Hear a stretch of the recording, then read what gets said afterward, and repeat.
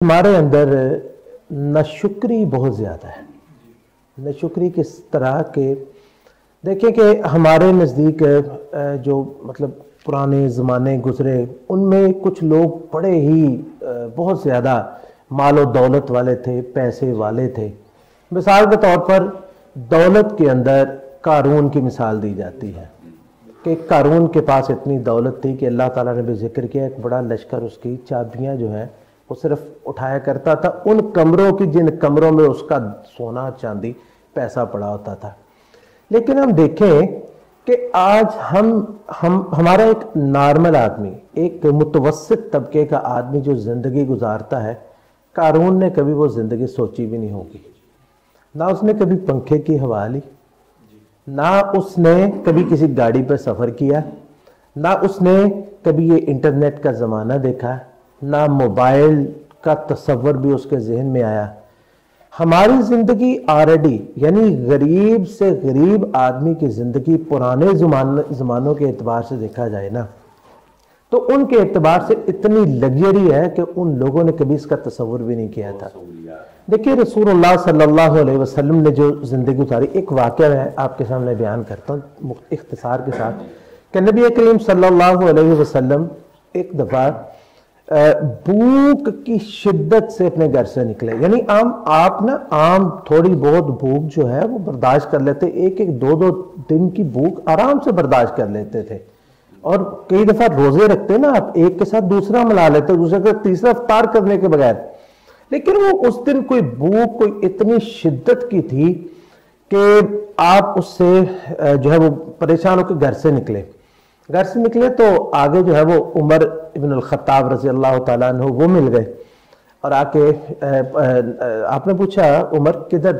عمر رضی اللہ عنہ کہنے کہ اللہ کے رسول بھوک کی شدت اتنی ہے کہ برداشت سے باہر ہوگی، میں گھر سے نکل آیا ہوں کہ اللہ تعالیٰ کو کھانے کا سبب لگا دے۔ اب دیکھیں نبی علیہ السلام بھی بھوک کی وجہ سے نکلے، حضرت عمر بھی اسی وجہ سے۔ آگے گئے ابو بکر رضی اللہ عنہ مل گئے، پوچھا کس لیے نکلے؟ انہوں نے کہا اے آقا صرف آپ کا چہرہ دیکھنے کے لیے نکلا ہوں۔ چنانچہ نبی علیہ السلام نے ان کو لیا، اور ایک انصاری صحابی جنہوں نے ظاہر بات ہے کئی دفعہ آپ کو دعوت دی ہوگی، بلایا ہوگا، آپ جو ان کے گھر کی طرف چل پڑتے ہیں۔ وہاں پہ گئے، وہ انصاری صحابی موجود نہیں تھے، ان کی اہلیہ تھی، وہ ابھی ان سے پوچھ ہی رہے تھے کہ وہ صحابی آ گئے۔ بڑا خوش ہوئے، نبی علیہ السلام سے لپٹ گئے اور صدقے واری ہوتے جائے کہ آپ ہمارے آپ ہمارے گھر پہ تشریف لائے، یہ ہماری قسمت آپ کو بٹھایا۔ اور آپ کو بٹھانے کے بعد ایک بکری انہوں نے ذبح کرنی تھی، لیکن اس سے پہلے کہ مہمان کی جیسے تواضع ابتدا میں کی جاتی ہے، کھجوروں کا ایک گچھا لے کے آئے اور پانی آپ کو پیش کیا۔ نبی علیہ السلام نے چند کھجوریں وہ کھائیں اور ساتھ اس کے پانی پیا، اور فرمانے لگے کہ ثم لتسألن یومئذ عن النعیم، کہ پھر اس دن اللہ رب العزت تم سے ان نعمتوں کے بارے میں سوال کرے گا۔ حضرت عمر ابن الخطاب رضی اللہ تعالی عنہ کہنے کہ اللہ کے رسول دشمن ہماری سرحدوں پہ بیٹھا ہوا ہے، بھوک کی شدت ہمیں گھر میں نہیں بیٹھنے دے رہی، یہ چند کھجوریں جو ہم نے اتنی بھوک میں کھا لی ہیں اور یہ سادہ پانی جو ہم نے پی لیا ہے، کیا ان نعمتوں کے بارے میں ہم سے سوال ہوگا؟ آپ نے فرمایا ہاں عمر، یہی وہ نعمتیں ہیں جن سے اللہ رب العزت ہم سے سوال کرے گا۔ نبی علیہ السلام نے فرمایا کہ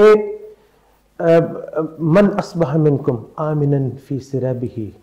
جو شخص اپنے صبح اٹھا اس کو دشمن کا خوف نہیں ہے کہ باہر کو گولی مجھے مار دے گا، دشمن جو ہے وہ میرے سر پہ چڑھا ہوا ہے، معافا فی جسدہ، اور اس کا جسم صحیح سلامت ہے، اس کے اعضاء دیکھ رہا ہے، سن رہا ہے، اعضاء کام کر رہے ہیں، کھڑا ہوا، اور عندہ قوت یومہ، اس کے پاس اس دن کا کھانا موجود ہے، صرف اس دن کا کھانا اس کے پاس موجود ہے، فَكَأَنَّمَا حِيزَتْ لَهُ الدُّنْيَا، تو یہ وہ شخص ہے کہ اللہ رب العزت نے پوری دنیا لپیٹ کے اس کے قدموں میں رکھ دی ہے۔ یہ لگژری لائف کا انتہائی تصور تھا جو رسول اللہ صلی اللہ علیہ وسلم نے ہمیں دیا، کہ جس شخص کو یہ تین چیزیں مل جائیں کہ دشمن کا خوف نہ ہو، اور اس کا جسم صحیح سلامت ہو، اور اس دن کا کھانا موجود ہو۔ ہمارے پاس کتنا کچھ ایک مہینے کی گندم یا آٹا یا ہفتے کا پڑا ہوتا ہے، لیکن ہمارے شکوے ہیں کہ وہ ختم ہونے کا نام نہیں لیتے. یعنی اتنی لگی رہی لائف, ہم آگے کا آگے پتہ نہیں کہاں تک کا ہم سوچتے رہتے ہیں.